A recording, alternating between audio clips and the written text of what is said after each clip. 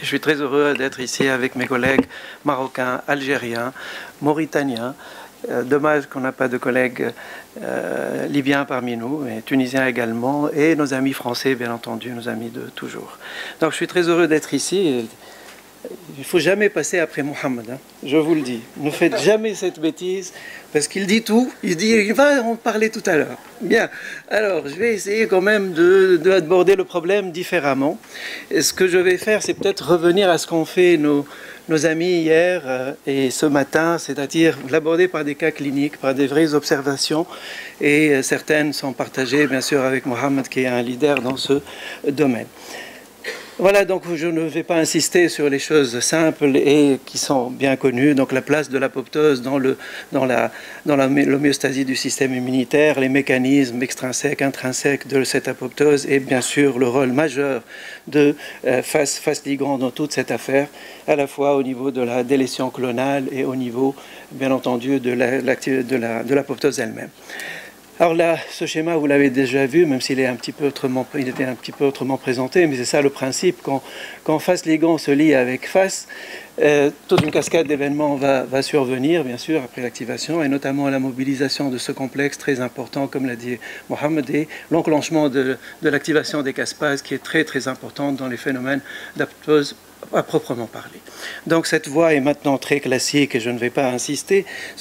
La molécule clé, c'est la molécule Fas. C'est là où on a le plus d'anomalies et c'est là où c'est souvent associé à de la pathologie quand il y a une mutation.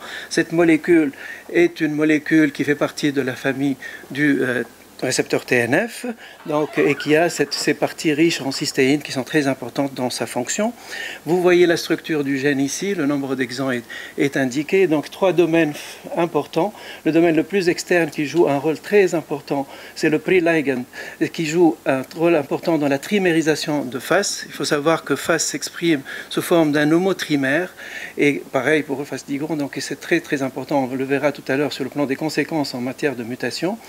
Les domaines cystéine rich 2 et 3 qui jouent un rôle important dans la liaison du ligand lui-même, de Fas-Ligand, et bien sûr le domaine de mort qui joue un rôle majeur dans la transduction des signaux et donc l'activation de cette mort programmée. Alors le rôle de Fas était connu depuis quelque temps, hein. Vous savez, ce modèle murin qui, même sur le plan clinique, ne ressemble pas tout à fait à ce qui se passe chez l'humain, mais qui a été très important, les souris LPR, donc avec les mutations en Fas. Et puis, il y avait un équivalent pour le ligand, c'est les souris GLD. Et là aussi, c'est comme ça qu'on a pensé, bien sûr, très rapidement à l'implication potentielle de ce gène chez l'humain, ce qui a été, bien entendu, depuis longtemps confirmé à ce stade. Donc, je reviens à ce schéma pour parler des défauts génétiques potentiels et qui ont été résumés déjà par Mohammed. Donc, le plus fréquent, c'est l'ALPS par mutation de Fas, c'est le plus fréquent. Ensuite, ce sont les mutations somatiques de Fas qu'on voit donc au niveau de cette sous-population d'O négative dont vous avez entendu parler, ce sont les plus fréquents. Ensuite, il y a des raretés, donc les mutations de Fas-Ligand, les mutations de caspase et ceux qui sont indéterminés, les 20% dont il vous a parlé. Vous savez que caspase 8 est importante aussi, mais elle, comme elle associe d'autres symptômes, elle ne fait pas partie de la classification actuelle. Alors sur le plan clinique, je ne vais pas en aucun cas revenir, si ce n'est de dire que la lymphodénopathie est généralement très prononcée chez les petits-enfants, que l'auto-immunité, le risque de développer d'auto-immunité, il est plus prominent chez l'enfant et devient encore plus important, plus sévère avec l'âge, et par rapport aux pathologies malignes, bien sûr, ce qu'a dit Mohammed, les Hodgkin, non-Hodgkin, les lymphomes Hodgkiniens et non-Hodgkiniens. Alors sur le plan biologique, la lymphocytose, ça a été déjà dit, l'éosinophilie, ne négligez pas cela, ça peut aider à orienter. L'hypergamma, généralement, dans la majorité des cas, à quelques rares exceptions, j'y reviendrai. L'augmentation du plasma de l'IL-10, et l'augmentation du Fas-Ligand soluble, ça on peut le comprendre, et éventuellement IL-18, bien sûr, ce qu'on n'en fait pas systématiquement, mais déjà c'est des éléments suffisants, et la vitamine B12. Alors vous allez me dire pourquoi la vitamine B12 ? Alors je n'ai jamais compris comment on a pensé à la vitamine B12 chez ces patients, honnêtement. Et vitamine B12, en fait, elle est augmentée parce que ce qu'on a démontré, c'est qu'au niveau des lymphocytes, vous savez que la vitamine B12 se lie à la transcobalamine et à l'aptocorine. Ce sont deux molécules auxquelles elle se lie. Il a été démontré que les lymphocytes chez ces malades expriment une forte quantité d'aptocorine et donc lient une grande quantité de vitamine B12, d'où cette augmentation de la vitamine B12 dans les dosages sanguins. Donc ce sont tous des éléments qui permettent la classification et Mohamed vous a parlé des critères. Moi j'ai quand même quelque chose j'aimerais bien discuter avec vous, c'est que, bien entendu, ça c'est une classification, on doit la reconnaître et l'accepter et travailler avec. Mais encore une fois, ce qui est requis, c'est la lymphoprolifération. Alors que, comme l'a justement dit Mohamed, les malades qui ont un syndrome d'Evans, et chez qui on a démontré qu'il y avait des mutations au niveau de face, c'est assez intriguant. Donc je pense que la lymphoprolifération n'est peut-être pas si indispensable que cela. Et bien sûr, c'est à nuancer et à discuter éventuellement.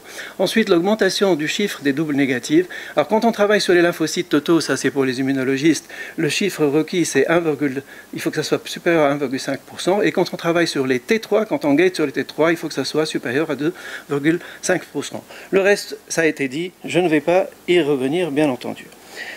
Alors ça, c'est la classification, comme je vous le disais, les différentes catégories actuellement reconnues et pour lesquelles on a des mutations. Alors ce qui est intéressant, parce que c'est par rapport à cela que je discuterai mes cas cliniques, c'est que là, vous voyez, c'est de l'autosomique dominant. Hein.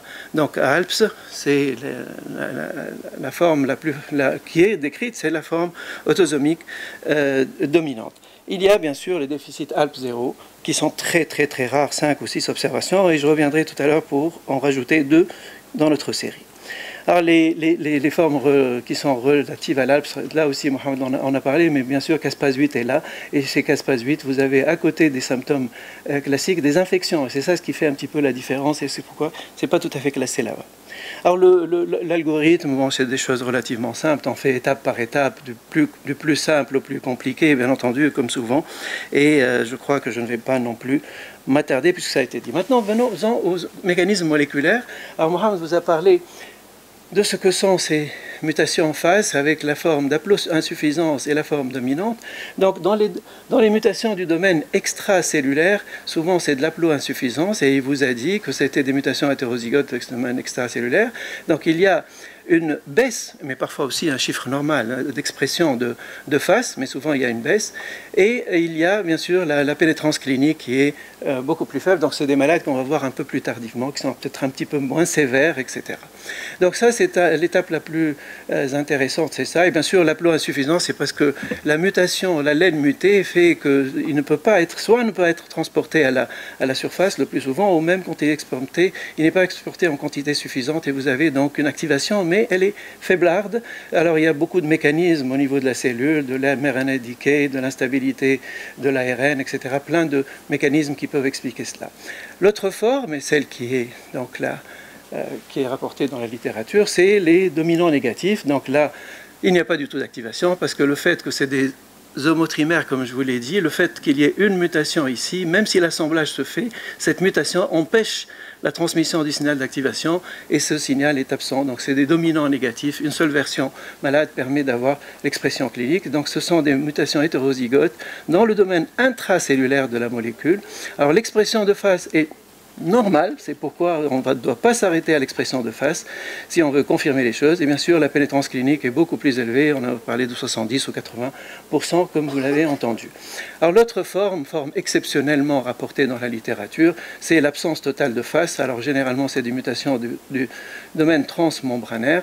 Il y a eu 5 ou 6 observations dans la littérature, et bien entendu, c'est quelque chose par laquelle je vais revenir tout à l'heure à l'occasion de quelques exemples.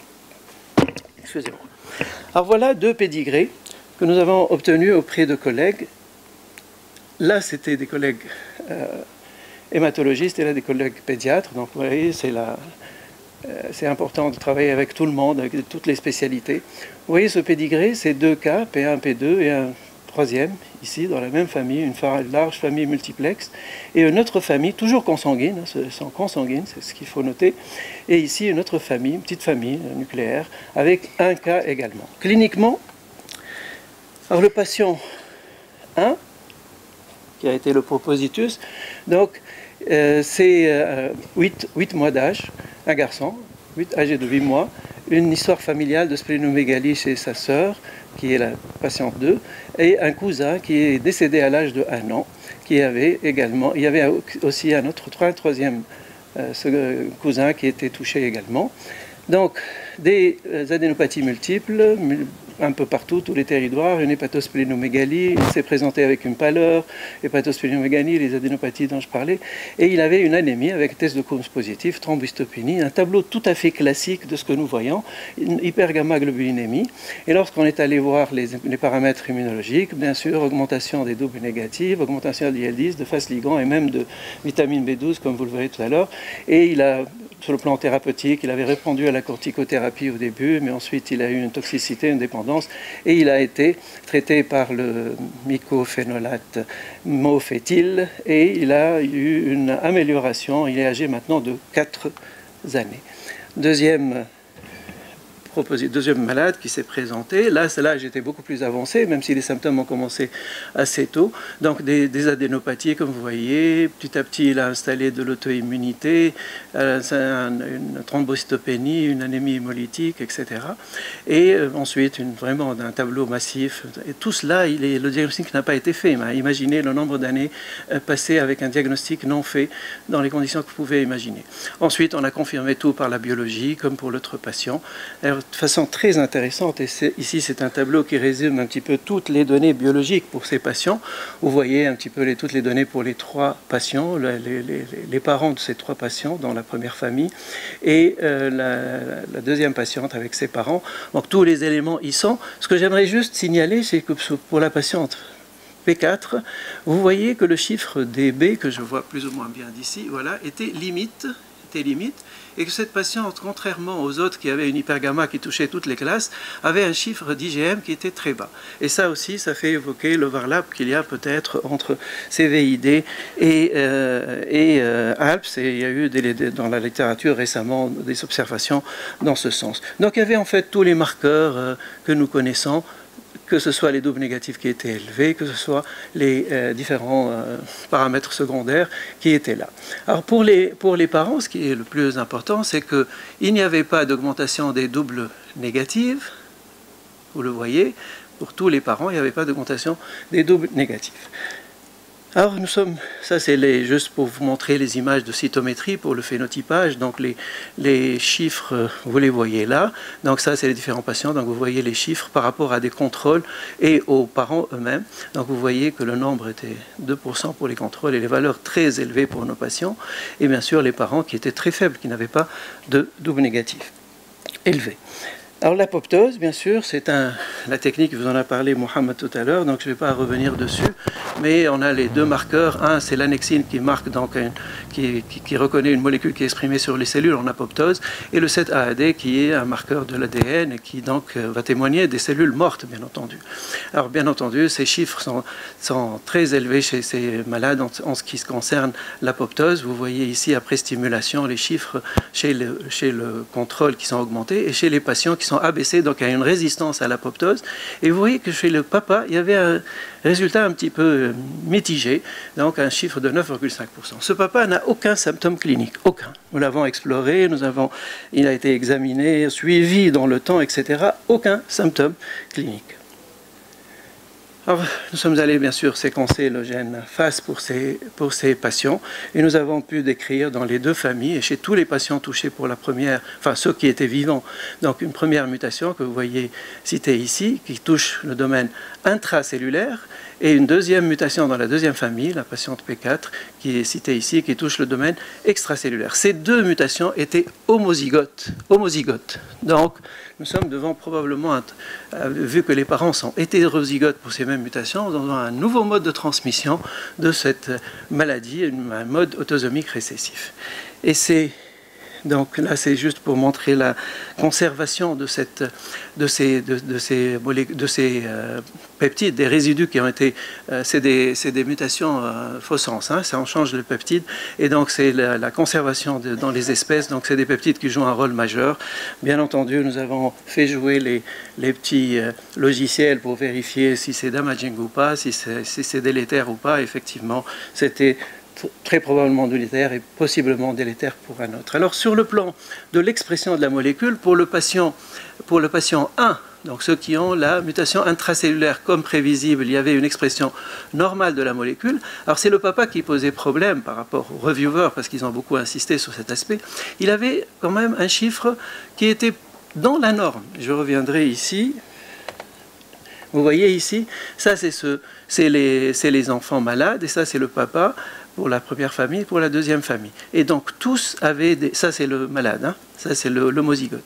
Tous les parents avaient des chiffres qui étaient dans la tranche des normaux. C'est une manip que nous avons dû refaire pour convaincre les reviewers. Et donc pour la patiente, la deuxième patiente, la deuxième famille P4, donc le niveau ABC de l'expression de phase que vous voyez ici. Et nous avons contrôlé par Conti Bright le nombre de molécules exprimées par cellule, et vous voyez que c'est significativement ABC pour les patients. Alors ça, c'est le pourcentage de CD95, comme je vous en ai parlé. Et nous avons vérifié sur le plan fonctionnel, bien sûr, par Western blot, en activant les cellules, en les poussant à l'apoptose, et en piégeant avec un anticorps anti-FAD, qui démontrerait donc la transduction des signaux d'activation, que chez notre patient, au moins chez une famille on l'a fait, il n'y avait pas d'immunoprécipité de FAD, et donc la cascade d'activation sur le plan fonctionnel n'est pas là. Là, c'est le point que je discutais par rapport aux normes, et donc c'est un papier qui vient d'être accepté dans JACI, et je suis très heureux avec tous mes collègues, tous les noms sont là, toutes les personnes qui ont contribué à ce travail sont citées, et je suis vraiment très heureux qu'on ait pu finaliser ce travail au bout de quelques années quand même de boulot. Donc nous rapportons une forme autosomique récessive d'ALPS due à des mutations homozygotes de face avec un niveau normal ou résiduel d'expression protéique dans deux familles consanguines. Et je pense que ça va avoir une conséquence sur la classification même de l'ALPS qui doit être revisitée, revue. Et ça, c'est un point, je pense, important. On verra comment ça va se passer. Donc, c'est très important dans notre environnement consanguin d'étudier ces malades, peut-être pour découvrir de nouveaux gènes, mais aussi peut-être pour découvrir de nouveaux modes de transmission en particulier. Et ça, je pense, ça étend notre connaissance du phénomène ALPS. Qu'est-ce que j'ai comme temps, Monsieur le Président? Voilà, Madame la Présidente. J'ai encore 5 minutes? Elle n'est pas là. J'ai encore 5 minutes? Très bien. Donc le deuxième travail, c'est un travail avec Mohamed, puisque c'est deux patients qui ont une expression 0, ALPS 0, des formes ALPS 0, et c'est des malades c'est un malade libyen, d'origine libyenne, que Mohamed suit depuis très très longtemps. Et nous sommes très heureux maintenant d'avoir déterminé la base moléculaire du déficit chez ces deux patients. Donc très rapidement, parce que le temps presse, je le sais. Donc le patient 1, c'est ce petit patient libyen, donc 13 mois, un garçon né à des parents consanguins. Une histoire familiale, il n'y avait pas quelque chose de très particulier, et donc toute une symptomatologie très, très typique avec l'auto-immunité, la lymphoprolifération, les plaquettes, vous voyez le chiffre, etc. Et l'hypergamma. Donc tout était là pour le diagnostic d'ALPS, une forme assez sévère, mais je crois qu'il commence à, je ne sais pas, Mohamed me dira sur le plan de l'évolution clinique actuellement, mais je pense qu'il a été amélioré, et je ne sais pas, au dernier follow-up, moi ce qui m'est resté dans mes dossiers, c'était l'âge de 9 ans, je ne sais pas où il en est actuellement. En tout cas, c'est une relativement bonne évolution.